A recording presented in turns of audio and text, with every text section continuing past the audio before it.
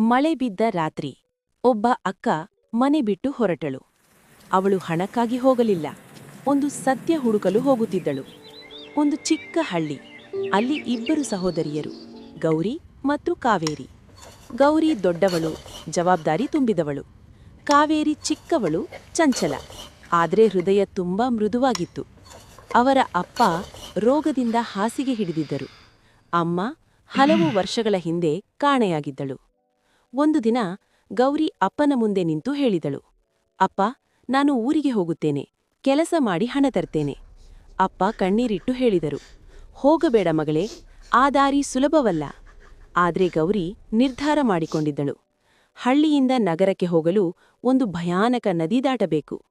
ಆ ದಿನ ದೋಣಿ ಇತ್ತು, ಆದ್ರೆ ದೋಣಿಗಾರ ಇರಲಿಲ್ಲ. ಗೌರಿ ಸ್ವಲ್ಪ ಹೆದರಿದಳು, ಆದ್ರೆ ಅಪ್ಪನ ಮುಖ ನೆನಪಾಯಿತು. ನಾನು ಹೋಗಲೇಬೇಕು ಎಂದು ಹೇಳಿಕೊಂಡು ದೋಣಿಯನ್ನು ತಾನೇ ಚಾಲನೆ ಮಾಡತೊಡಗಿದಳು. ನದಿ ಮಧ್ಯದಲ್ಲಿ ದೋಣಿ ನಿಯಂತ್ರಣ ತಪ್ಪಿತು. ಅಲೆಗಳು ಜೋರಾಗಿ ಹೊಡೆದವು. ದೋಣಿ ಅರಣ್ಯದ ಕಡೆಗೆ ಹರಿದು ಹೋಯಿತು. ಗೌರಿ ಕಿರುಚಿದಳು, ಯಾರಾದ್ರೂ ಇದ್ದೀರಾ ಅಂತ. ಆದ್ರೆ ಉತ್ತರವೇ ಇಲ್ಲ. ಬೆಳಿಗ್ಗೆ ಅವಳು ಅನ್ಯವಾದ ಹಳ್ಳಿಯೊಂದಕ್ಕೆ ತಲುಪಿದಳು. ಅಲ್ಲಿ ಒಂದು ಮನೆ, ಒಬ್ಬ ಮಹಿಳೆ ಕುಳಿತಿದ್ದಳು. ಗೌರಿ ಅವಳನ್ನು ನೋಡುತ್ತಿದ್ದಂತೆ ಅವಳ ಹೃದಯ ಜೋರಾಗಿ ತಡತಡಿಸಿತು. ಆ ಮಹಿಳೆ ನಿಧಾನವಾಗಿ ಎದ್ದು ಹೇಳಿದಳು, ಗೌರಿ. ಗೌರಿ ಬೆಚ್ಚಿಬಿದ್ದಳು. ನನ್ನ ಹೆಸರು ನಿಮಗೆ ಹೇಗೆ ಗೊತ್ತು? ಆ ಮಹಿಳೆ ಕಣ್ಣೀರಿಟ್ಟು ಹೇಳಿದಳು, ನಾನು ನಿನ್ನ ಅಮ್ಮ.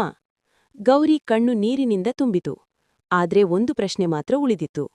ನೀವು ನಿಜವಾಗಿಯೂ ನಮ್ಮನ್ನು ಬಿಟ್ಟು ಹೋದ್ರಾ, ಅಥವಾ ಯಾರಾದ್ರೂ ನಿಮ್ಮನ್ನು ದೂರ ಮಾಡಿದ್ದರಾ?